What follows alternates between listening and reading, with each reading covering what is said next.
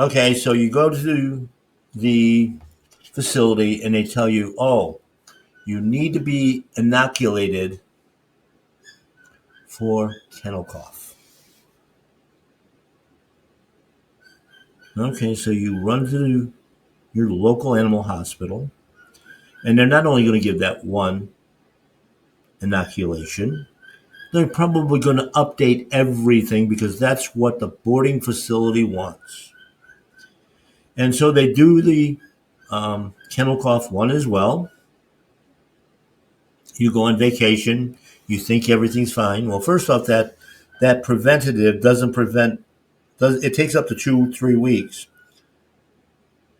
for any kind of immunity to show up, and it's because you're actually giving the pathogen to the animal to develop symptoms.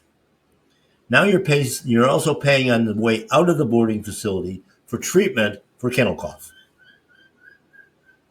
So that $50 inoculation, that protective plan for $50 just costs you $500 in antibiotics and so-called doctor time, round the clock care, that sort of thing.